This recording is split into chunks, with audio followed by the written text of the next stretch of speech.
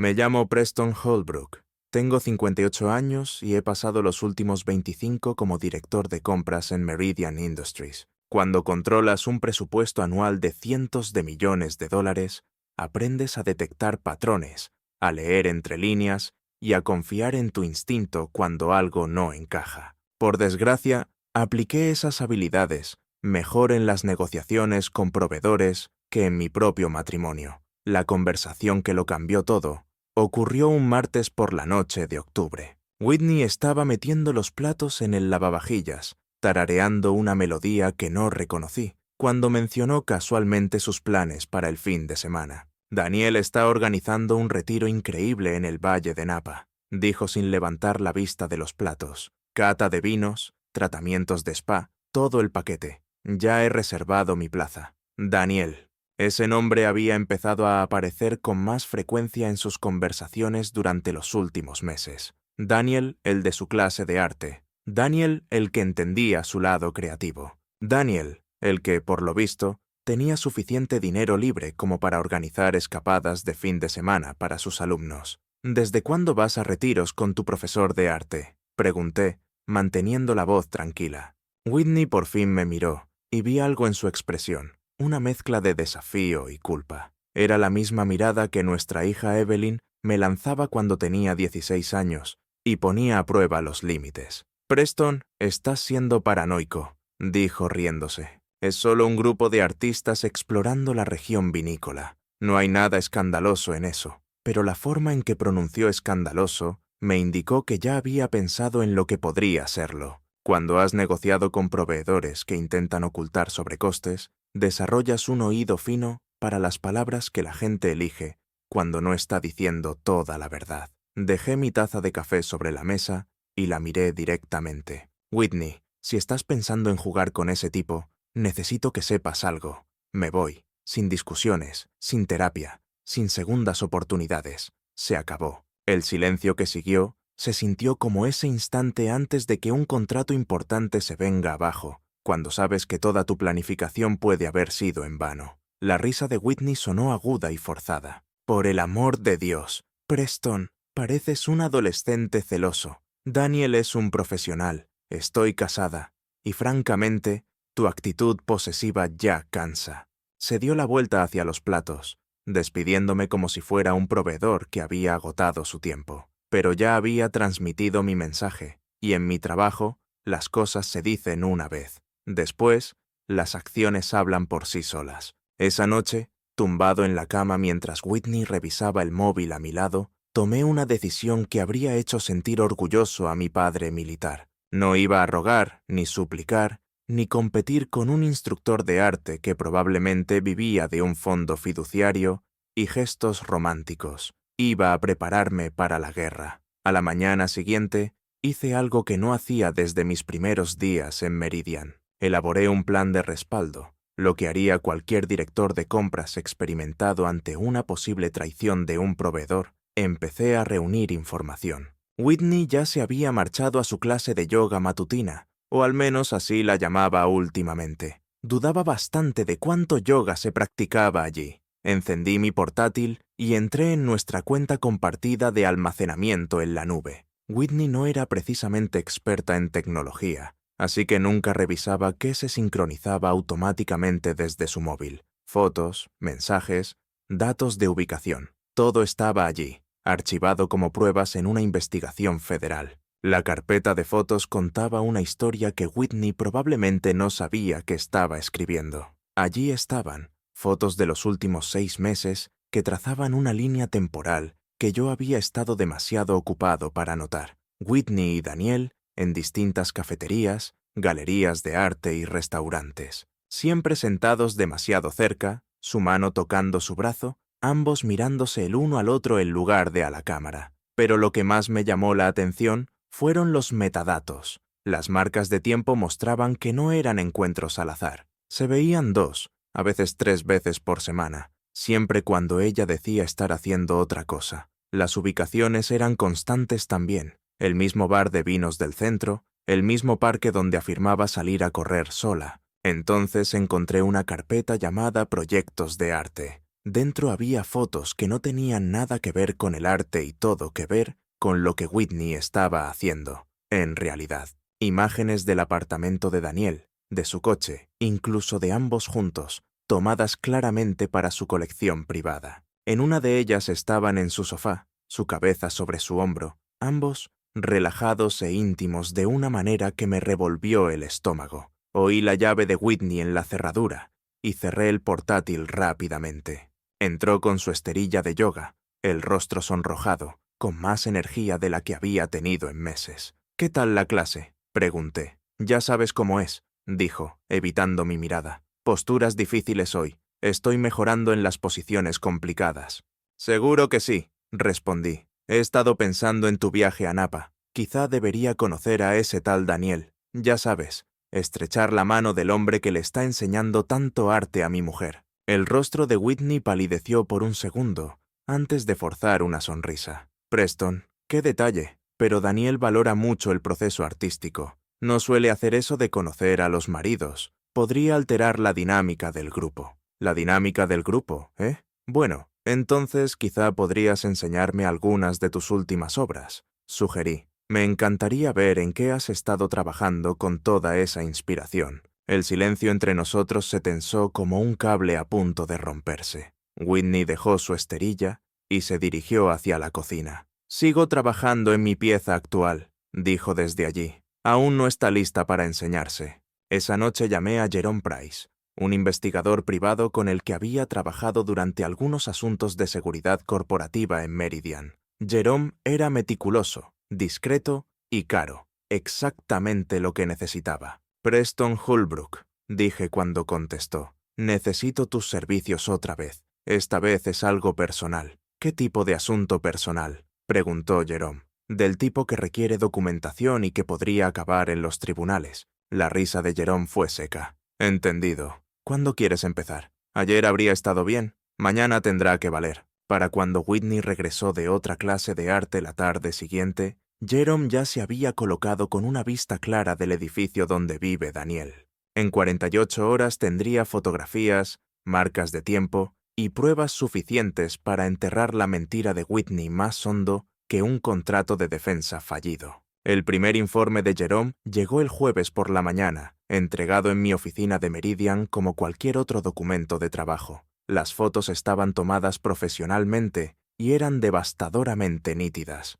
Whitney y Daniel entrando juntos en su edificio. Whitney saliendo 3 horas después, el pelo despeinado, la ropa arrugada. Daniel besándola en un aparcamiento, donde pensaban que nadie podía verles. Pero Jerome incluyó algo inesperado en su informe, una comprobación de antecedentes de Daniel Caney que me hizo hervir la sangre. El hombre no era solo un instructor de arte. Era un estafador con historial de apuntar a mujeres casadas adineradas, 3 relaciones anteriores con esposas de empresarios exitosos. Todas acabaron cuando los maridos descubrieron lo que pasaba. Daniel tenía un patrón, y Whitney no era más que su última víctima. Aquella noche, tomé una decisión que habría sorprendido a mi equipo de adquisiciones. Llamé a mi hermano. La mayoría de la gente no sabe que tengo un hermano gemelo. Derek Holbrook vive en Seattle, trabaja como especialista en reestructuración corporativa y hemos mantenido una distancia calculada desde la muerte de nuestro padre hace 5 años. Pero Derek y yo compartimos algo más que el ADN. Compartimos exactamente la misma cara, la misma voz, la misma complexión. La única diferencia es la cicatriz de Derek sobre su ceja izquierda por un accidente de la infancia. «Preston», dijo Derek cuando contestó. «Esto es inesperado». «Necesito un favor», dije, «del tipo que requiere tus habilidades particulares y nuestro parecido familiar». Derek se especializaba en adquisiciones corporativas, lo que significaba que sabía infiltrarse en organizaciones, reunir inteligencia y ejecutar planes estratégicos complejos. Además, me debía un favor importante desde que le ayudé a financiar su acuerdo de divorcio hace 3 años. «¿Qué tipo de favor?», preguntó Derek. «Mi mujer está teniendo una aventura con un estafador profesional. Necesito a alguien que se acerque a él, averigüe cuál será su próximo movimiento y reúna pruebas que los destrocen a ambos en los tribunales. Se hizo un silencio por un momento. ¿Quieres que finja ser tú?, preguntó. No, dije. Quiero que seas tú mismo, pero quiero que Daniel crea que trata con otro hermano Holbrook, alguien con aún más dinero y contactos que yo. La risa de Dererick fue fría. Espionaje corporativo aplicado a la guerra doméstica. Me gusta. En 48 horas, Dererick estaba en la ciudad, haciéndose pasar por un inversor adinerado, interesado en el programa de arte de Daniel. Su plan era brillante en su simplicidad: infiltrarse en el círculo social de Daniel, documentar sus métodos y, potencialmente, grabarlo presumiendo de su conquista de mi mujer. Mientras tanto, yo seguí con mi rutina habitual, sin dar a Whitney indicios de que sabía de su affair. Cuando ella mencionó su próximo retiro en Napa, incluso me ofrecía pagar los tratamientos de spa. «¡Qué generoso, Preston!», dijo Whitney casi radiante. «Daniel quedará muy impresionado con tu detalle». «Seguro que sí», respondí, sabiendo que para cuando Daniel conociera a mi hermano, su opinión de toda la familia Holbrook cambiaría drásticamente. La trampa estaba tendida. Ahora solo tenía que esperar a que ellos cayesen en ella. Mientras Dererick hacía su magia infiltrándose en el círculo de Daniel, yo me centré en lo que mejor sé hacer: gestionar activos y controlar el flujo financiero. 25 años manejando presupuestos de adquisiciones de varios millones me habían enseñado exactamente cómo mover dinero sin levantar sospechas. El primer paso fue activar el fondo fiduciario que había establecido cuando Evelyn cumplió 18 años. La mayoría de las parejas ponen sus bienes en cuentas conjuntas, pero yo había aprendido viendo a demasiados colegas destrozarse en divorcios. Nuestra casa, inversiones e intereses empresariales estaban estructurados a través de una compleja red de fideicomisos y sociedades de responsabilidad limitada que Whitney había firmado sin leer la letra pequeña. Evelyn bajó desde Sacramento ese fin de semana, supuestamente para celebrar su cumpleaños, pero en realidad para una reunión financiera de emergencia. A los 26 años trabajaba como project manager en una startup tecnológica y había heredado mi mente analítica junto con el ojo artístico de Whitney. «Papá,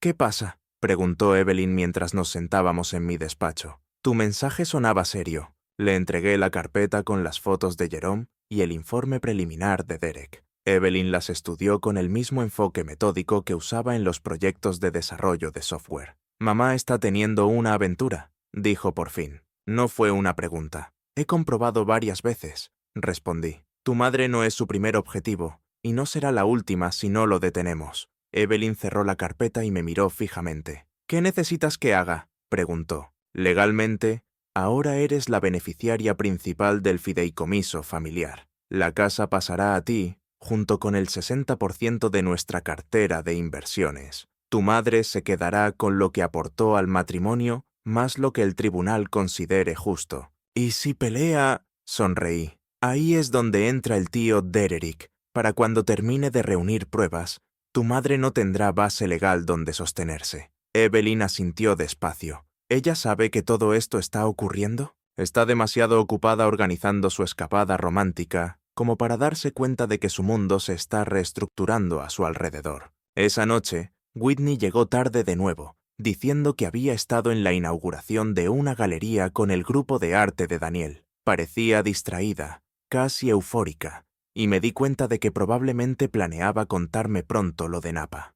Las mentiras le costaban más mantenerlas, lo que significaba que se preparaba para forzar una confrontación. Perfecto. Prefiero librar batallas en el terreno que yo elijo con armas que mi oponente no sabe que poseo. Jerome llamó esa noche con una actualización. «Tu hermano impresiona», dijo. «Tiene a Daniel creyendo que está interesado en invertir en algún tipo de centro de retiros artísticos. Daniel ya presume de su historial con esposas solitarias y pide consejos sobre cómo extraer el máximo beneficio económico de su situación actual». «¿Está grabando esas conversaciones?», pregunté. «Todo. Video, audio, documentación. El novio de tu mujer está a punto de confesar toda su operación a alguien que cree que es un posible socio». Colgué y me serví un whisky. En 48 horas, Whitney partiría hacia Napa pensando que empezaba un nuevo capítulo de su vida.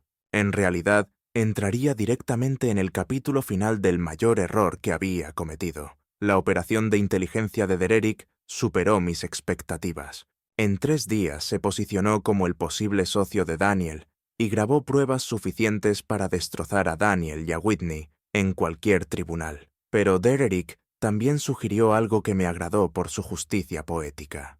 Daniel se jacta de su tasa de éxito con mujeres ricas, me dijo Dererick en una cena en un restaurante elegante del centro. Cree que es intocable porque estas mujeres están demasiado avergonzadas para denunciarlo públicamente, pero nunca se ha topado con alguien que contraataque estratégicamente. ¿Qué propones?, pregunté. Dererick sonrió. Una actuación final. Algo que haga trizas la fantasía de Whitney y exponga a la vez la verdadera naturaleza de Daniel. El plan era elegante. Dererick concertaría una cita con Daniel en el mismo restaurante donde Daniel y Whitney habían tenido sus cenas románticas. Dererick se presentaría como un inversor exitoso, interesado en el negocio de consulta relacional de Daniel, es decir, su operación de estafa. La reunión se grabaría y Dererick haría que Daniel admitiera todo su esquema ante la cámara.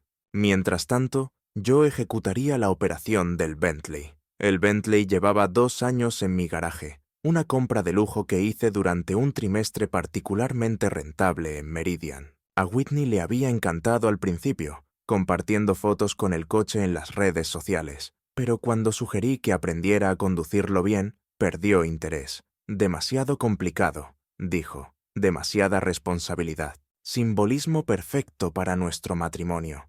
Jerome colocaría el Bentley en el sitio de aparcamiento reservado de Whitney en el complejo de la urbanización, no bloqueándolo, sino ocupándolo por completo. Cuando Whitney regresara de su clase de arte, otra tarde más con Daniel, encontraría su plaza ocupada por un coche que representaba todo lo que había tirado por la borda. Pero el verdadero genio era el propio Jerome. Con 31 años, tenía aspecto de triunfador, seguro y enigmático. Se plantaría junto al Bentley como si fuera el propietario del coche y del hueco, creando la impresión de que yo había pasado a cosas más grandes mientras ella se revolcaba con el estafador. «Esto es guerra psicológica», dijo Evelyn cuando le expliqué el plan. «Le haces ver lo que está perdiendo. Le hago enfrentarse a la realidad», maticé. «Daniel la está utilizando. Yo construí algo real y ella lo está tirando por una fantasía». El momento tenía que ser perfecto. La cita de Dererick con Daniel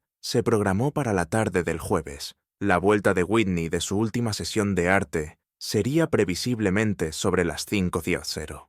Jerome estaría en posición a las 4:30, dando a Whitney tiempo justo para ver el Bentley y preguntarse quién conducía el coche de su marido antes de que empezara la revelación real. El miércoles por la noche, Whitney fue inusualmente cariñosa, probablemente sintiéndose culpable por su próximo fin de semana en Napa. Cocinó mi cena favorita e incluso propuso ver una película juntos. «Preston», dijo durante la cena, «sé que las cosas han estado tensas últimamente. Quizá cuando vuelva del retiro podríamos irnos de vacaciones, solo los dos». Miré a mi mujer, con la que llevaba 28 años casado, y sentí solo tristeza. Seguía queriendo lo mejor de los dos mundos, mantener su matrimonio estable mientras perseguía su aventura excitante. No tenía ni idea de que el domingo por la noche no tendría ni lo uno ni lo otro. «Suena bien», dije. «Deberíamos hablar de nuestro futuro cuando vuelvas». La tarde del jueves llegó con la precisión de una operación militar. Derek me envió un mensaje a las 3:15 p.m. Objetivo localizado. Grabación en curso. Jerome confirmó su posición a las 4:20 p.m. Bentley colocado. En espera. Yo estaba en mi oficina en Meridian, revisando informes trimestrales de adquisiciones y manteniendo una normalidad perfecta, mientras mi plan cuidadosamente diseñado se ejecutaba al otro lado de la ciudad. Para mis colegas era un jueves más. No tenían ni idea de que su director de compras estaba, a la vez, desmantelando la aventura de su esposa y reconstruyendo el futuro de su familia. A las 16:45, Jerome envió una foto. El Honda de Whitney se acercaba al garaje, y él estaba junto al Bentley con aspecto de quien pertenece allí. El impacto psicológico sería inmediato y devastador. A las 17:02,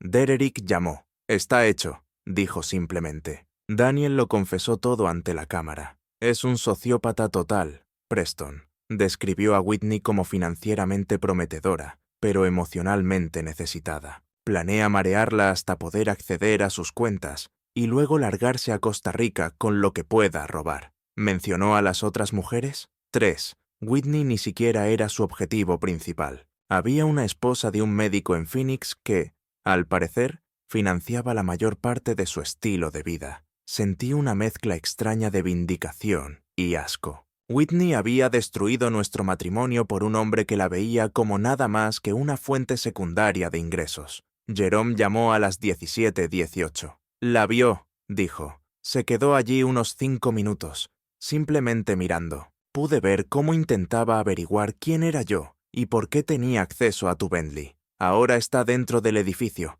probablemente llamándote. 30 segundos después, sonó mi teléfono. Número de Whitney.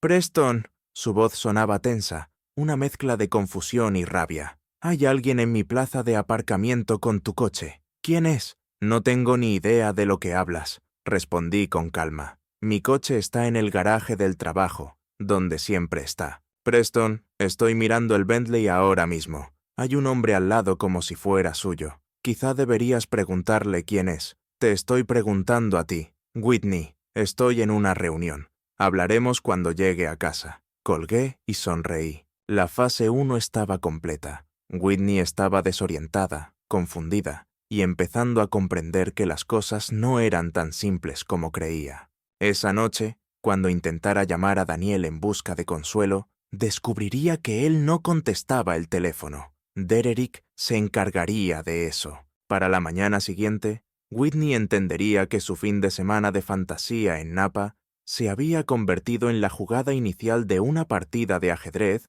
que estaba destinada a perder. El viernes por la mañana, Whitney hizo la maleta para Napa con el entusiasmo de quien se dirige a su propia ejecución. No sabía que Dererick ya había expuesto la operación de Daniel, ni que Jerome había reunido pruebas suficientes para destruir su credibilidad en cualquier proceso de divorcio. Pensaba que huía hacia el romance. En realidad, caminaba hacia una trampa. «Te llamaré cuando llegue», dijo Whitney, evitando mi mirada mientras guardaba la maleta en su honda. «Tómate tu tiempo», respondí. «Disfruta de tu retiro». Se marchó a las 9:15 de la mañana, aún creyendo que controlaba su destino. A las 10:00, Jerome ya estaba apostado frente al edificio de Daniel. Al mediodía, Dererick tenía a Daniel sentado en un restaurante, confesando toda su operación ante cámaras ocultas. «La mujer Holbrook es perfecta», le dijo Daniel a Derek, creyendo que hablaba con un posible socio. «Casada con dinero, emocionalmente vulnerable y lo bastante ingenua como para pensar que esto va de amor. Tendré acceso a sus cuentas en un mes». La grabación de Dererick lo captó todo. La confesión de Daniel sobre múltiples aventuras, sus planes para vaciar las finanzas de Whitney e incluso su estrategia de respaldo por si yo descubría la infidelidad. Aquel hombre tenía contingencias para todo, excepto para que alguien como Derek se infiltrara en su operación. A las 4 de la tarde, Whitney llamó desde Napa. «Preston, algo va mal». Su voz temblaba. «Daniel no está aquí». El retiro debía empezar esta noche, pero el hotel dice que no hay ninguna reserva de grupo. Nadie sabe nada de un retiro de arte. «Qué raro», dije con calma. «Tal vez haya habido un malentendido. Llevo todo el día llamando a Daniel».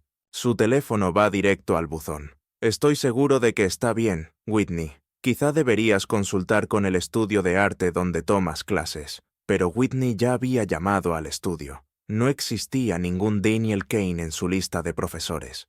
Nunca lo había habido. El hombre con el que había tenido una aventura durante 6 meses usaba una identidad falsa y una conexión inventada con el mundo del arte. El sábado por la mañana, Whitney condujo de vuelta a Bertín a casa en silencio, sin llamadas, sin mensajes, solo 8 horas de autopista para darse cuenta de hasta qué punto la habían engañado. Daniel se había desvanecido como el humo, llevándose su dignidad y su matrimonio. Jerome la esperaba cuando llegó. No con el Bentley esta vez, sino junto a un camión de mudanzas aparcado frente a nuestro edificio. Hombres uniformados cargaban cajas y muebles, todos marcados con etiquetas que indicaban mi nombre, y mi nuevo destino. Whitney aparcó y se quedó mirando la escena como quien presencia un accidente. Todo lo que me pertenecía estaba siendo retirado sistemáticamente de nuestra vida compartida. El escritorio antiguo de mi padre, la colección de vinos que había reunido durante 20 años,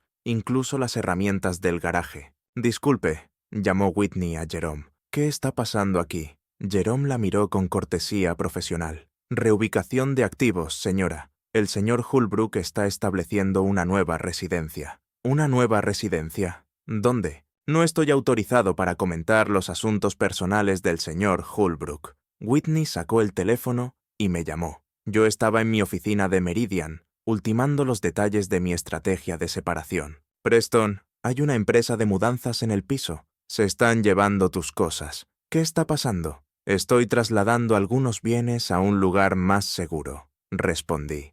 «Después de tu revelación del fin de semana, he decidido que era hora de hacer algunos cambios». «¿Qué revelación del fin de semana, Preston?» «Daniel ha desaparecido. Todo el retiro era una mentira». «Lo sé». El silencio entre nosotros fue tan profundo como un cañón. Whitney empezaba por fin a entender que mientras ella jugaba, yo había estado jugando al ajedrez. «Tenemos que hablar», susurró. «Sí», asentí. «Tenemos que hacerlo». El domingo por la noche, Whitney se sentó frente a mí en la mesa de la cocina como una acusada esperando sentencia. La mujer segura de sí que se había burlado de mis advertencias había sido sustituida por alguien frágil y perdida. Entre nosotros estaban las grabaciones de Derek, las fotos de vigilancia de Jerome y los documentos legales que redefinirían nuestro futuro. «Preston, cometí un error», empezó Whitney. «Daniel me utilizó. Ahora lo veo, pero podemos arreglarlo.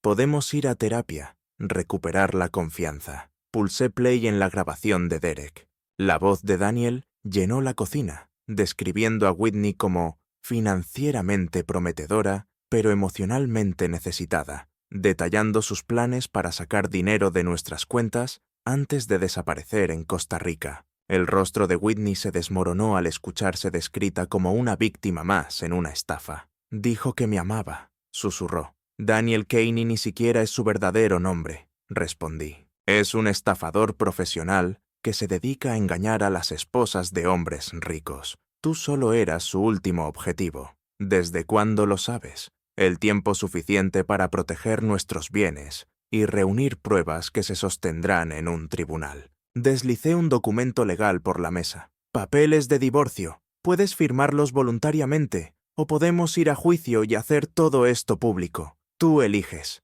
Whitney tomó los papeles con las manos temblorosas. «Esto me deja prácticamente sin nada. Te deja lo que aportaste al matrimonio, más lo que el tribunal considere justo después de una infidelidad documentada con un delincuente conocido. Es más de lo que mereces. Nuestra hija Evelyn lo sabe todo. Apoya mi decisión. También es la nueva beneficiaria principal del fideicomiso familiar, lo que significa que no puedes tocar los bienes a los que nunca contribuiste realmente».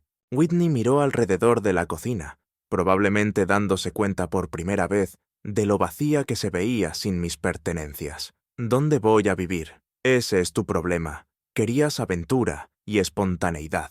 Ahora podrás experimentarlas de verdad». Evelyn entró en la cocina con otro juego de documentos en la mano. «Mamá, necesito que firmes estos papeles de transferencia. La casa pasará a mi nombre y tienes 30 días para encontrar un nuevo sitio donde vivir». «Evelyn, cariño, por favor no hagas esto. Tu padre te está manipulando». La voz de Evelyn fue firme y fría. «Papá, enséñame las pruebas». «Mamá, fotos, grabaciones, registros financieros. Tiraste por la borda a nuestra familia por un estafador que planeaba robarnos. Esto no es manipulación, son consecuencias». Whitney firmó los papeles porque no tenía elección. Su fantasía se había derrumbado. Su amante había desaparecido, y la familia a la que había dado por sentada la estaba apartando con precisión quirúrgica. Mientras empaquetaba sus últimas pertenencias, no sentí satisfacción ni victoria, solo el alivio silencioso de un hombre que había defendido con éxito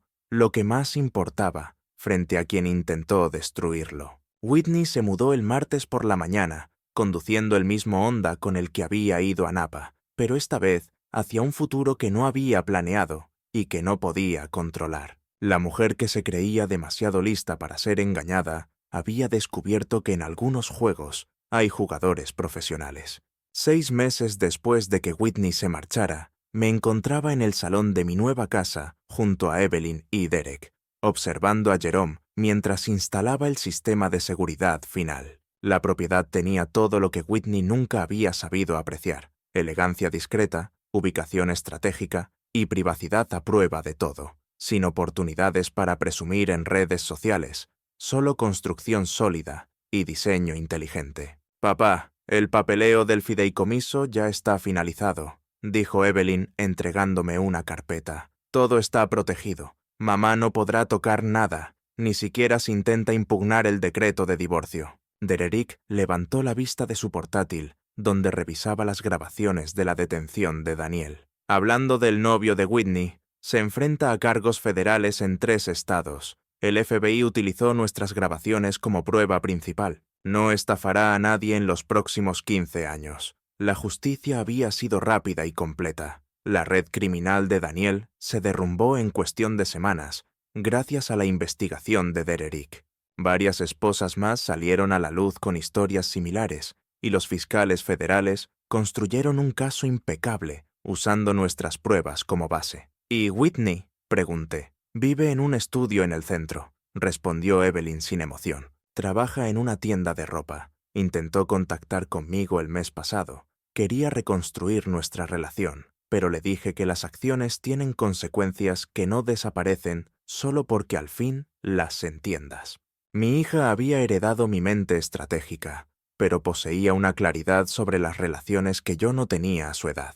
Sabía que perdonar no era lo mismo que restaurar, y que algunas traiciones cambian para siempre la dinámica de una familia. Jerome terminó la instalación y me entregó el control del sistema. «Todo operativo, señor Holbrook. Sensores de movimiento, cámaras, comunicaciones seguras. Nadie se acerca a la propiedad sin que usted lo sepa». «¿Esperas problemas?», preguntó Derek. «Los prevengo», corregí. «He aprendido el valor de la preparación». Esa noche me senté en la terraza trasera con vistas al lago, bebiendo whisky y revisando los contratos de adquisiciones del próximo trimestre de Meridian. Mi vida había recuperado su ritmo, un trabajo que me retaba, relaciones familiares basadas en el respeto mutuo y un espacio personal que me pertenecía por completo. Evelyn venía a cenar conmigo todos los domingos. Derek me visitaba una vez al mes, normalmente con actualizaciones de nuevos negocios que estábamos explorando juntos. Incluso Jerome se había convertido en un amigo más que en un proveedor de servicios, pasándose de vez en cuando para hablar de innovaciones en seguridad y compartir anécdotas de sus investigaciones. Mi teléfono vibró con un mensaje de un número desconocido, probablemente Whitney, intentando una nueva forma de contactar conmigo. Lo borré sin leerlo. Algunas puertas, una vez cerradas, deben permanecer así. El hombre que había pasado 28 años intentando hacer feliz a otra persona había descubierto la satisfacción de construir una vida basada en la competencia, la lealtad y los límites claros.